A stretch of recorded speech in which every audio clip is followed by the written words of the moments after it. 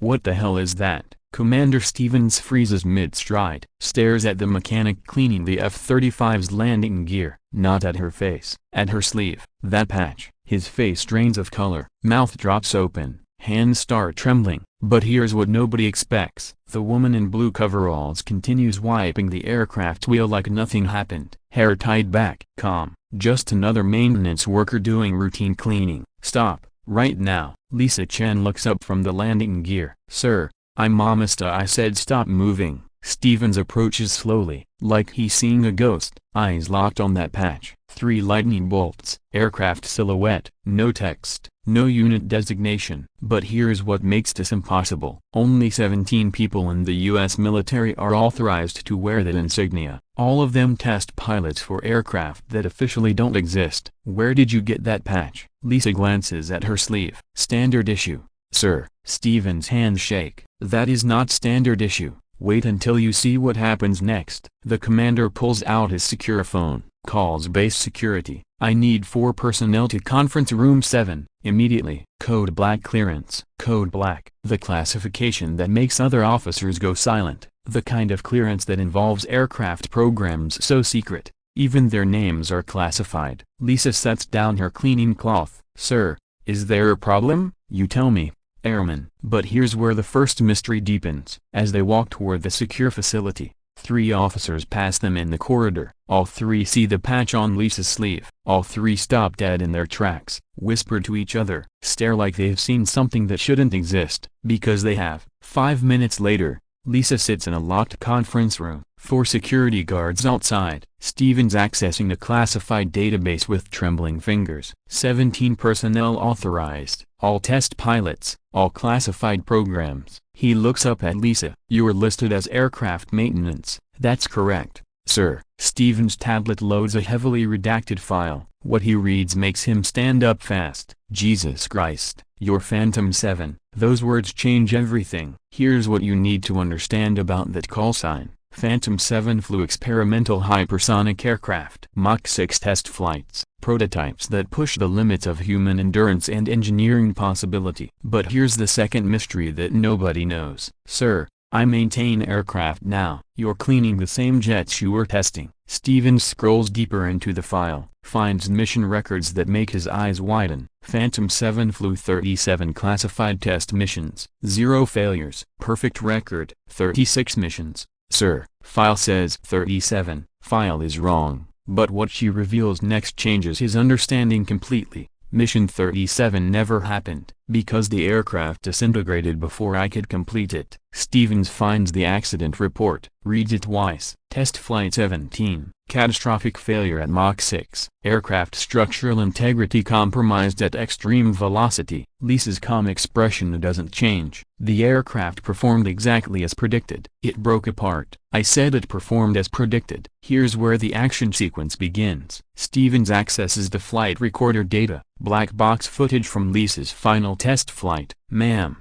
I need to understand what happened up there. Do you have clearance for that footage? I have clearance for everything in this room. Lisa stands and moves to the screen. Then watch closely. The footage plays. Cockpit view. Lisa's hands steady on the controls. Altitude, 80,000 feet. Velocity, Mach 5.7 and climbing. But here's what makes this impossible to watch. At Mach 5.9, warning lights explode across the instrument panel. Hull temperature critical. Structural integrity failing. Aircraft shaking violently. Lisa's voice on the recording. Tower, experiencing catastrophic airframe failure. Initiating emergency protocols. Phantom 7, abort the test. Eject immediately. Negative. I can bring her down. But here's what happens in the next 15 seconds. Mach 6. The aircraft crosses the threshold. Metal screams. Hull panels start tripping away. The entire airframe beginning to disintegrate around her. Lisa's hands move with impossible precision, reducing thrust, adjusting flight surfaces, fighting to maintain control of an aircraft that's tearing itself apart. Phantom 7, eject now. Not yet. Stevens watches in horror. Ma'am, why didn't you eject? Because 18 other pilots were scheduled to fly that aircraft. If I ejected without understanding the failure mode, they'd face the same problem. Here's what you need to understand about that decision. Lisa stayed in a disintegrating aircraft traveling 6 times the speed of sound to collect failure data, to understand what went wrong, to protect the pilots who would fly after her. The footage continues: aircraft breaking apart, cockpit instruments failing, hull temperature exceeding design limits by 300%. Lisa's voice stays calm. Tower, I have failure analysis. Primary structural weakness in the hypersonic intake manifold. Secondary failures cascading from the transmission cuts to static. Stevens looks at Lisa. The aircraft exploded. The aircraft performed a rapid unscheduled disassembly. There's a difference. You ejected at Mach 6. I ejected at Mach 5.4, after I'd collected enough data to prevent future failures. But here's the third mystery that changes everything. Stevens accesses her medical records. You sustained 17 separate injuries during ejection, third-degree burns, multiple fractures, severe trauma. The ejection seat performed better than expected.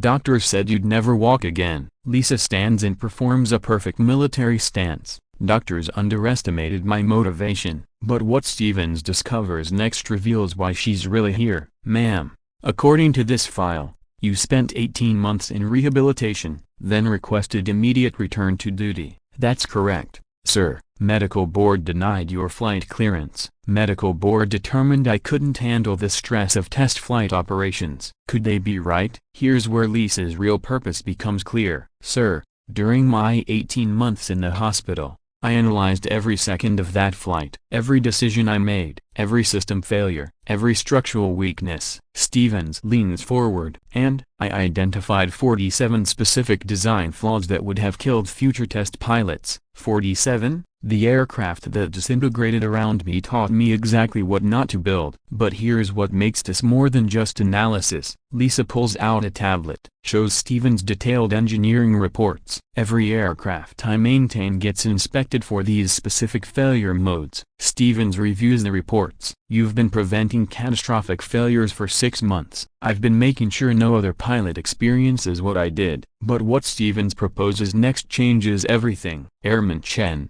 we need someone to teach survival procedures for catastrophic test flight failures. Lisa looks up. Teaching pilots how to survive what I experienced? Teaching them the 17 decisions that saved your life at Mach 6. Here's where the fourth mystery reveals itself. Sir, those 17 decisions aren't in any manual. That's why we need you to write them. Most of those decisions violated standard procedures. Most standard procedures don't account for aircraft disintegrating at hypersonic velocity. But what Lisa reveals next shows the complexity of survival. Commander, Decision 1.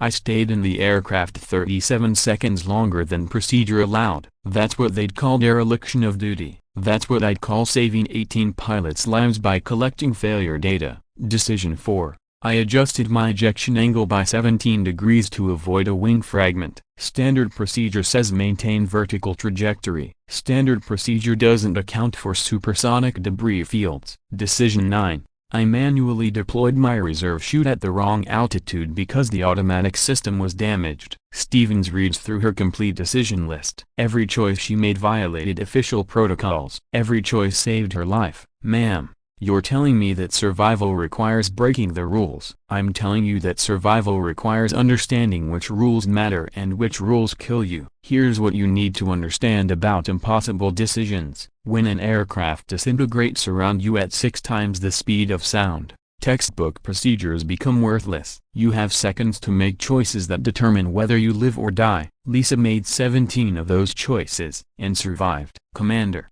if I teach this program, I'll be instructing pilots to violate established protocols. You'll be teaching them to survive when protocols fail. But what happens next proves Lisa's value. 3 weeks later, Lisa stands before 6 elite test pilots. That patch still on her sleeve, no longer hiding what it represents. My name is Instructor Chen. Callsign, Phantom 7. I survived ejecting from an aircraft at Mach 6 while it disintegrated around me. A young pilot raises his hand. How is that possible? 17 decisions, most of them against regulations. The pilots lean forward. This isn't standard military instruction. Decision 1. When your aircraft enters catastrophic failure, Your first priority isn't ejection, it's understanding why the failure is happening. A pilot interrupts, but regulations assume you're in a stable aircraft. When you're in an aircraft that's tearing apart, different rules apply. Here's where Lisa's teaching becomes revolutionary. For the next hour, she walks through each of her 17 decisions, not as theory, as lived experience, showing exactly what happens when official procedures meet impossible reality. Decision 7. If your ejection seat malfunctions, you have 4 seconds to manually override the system. Here's how. She demonstrates on a training ejection seat. The pilots watch in silence. Decision 12. If you're tumbling during descent, standard procedure says wait for automatic stabilization. But if your stabilization system is damaged, here's the manual technique. Lisa shows them body positioning that isn't in any manual. Techniques she developed during her own tumbling descent through the upper atmosphere. But here's what makes this more than just technique.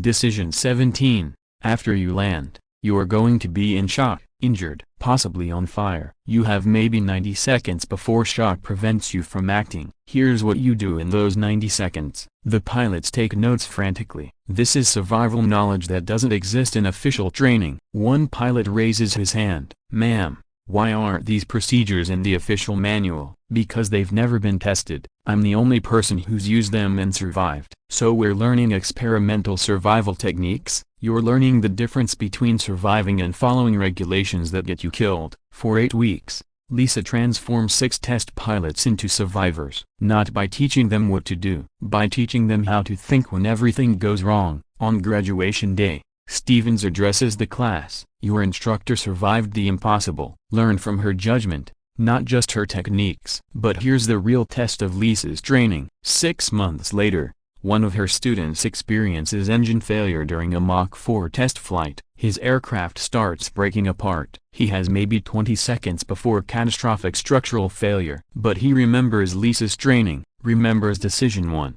Understand the failure before you eject. He identifies the failure mode, collects critical data, then ejects using the manual techniques Lisa taught him. He survives. The data he collected prevents the failure from ever happening again. 3 months after that, a second student faces hypersonic control surface failure, aircraft tumbling, automatic systems damaged. She uses Lisa's decision 12, manual stabilization technique that isn't in any official training. She survives. That evening, Stevens finds Lisa in the hangar, still cleaning aircraft, still wearing the patch. 2 of your students are alive because of what you taught them. Lisa continues her maintenance work. They're alive because they learned to think, not just follow procedures. Will you keep teaching? As long as there are pilots who need to survive the impossible. But here's what Stevens reveals next. Ma'am, the test flight program wants to expand your curriculum. Train every test pilot in survival decision-making. Lisa looks up from the aircraft she's cleaning. Every test pilot, your techniques work.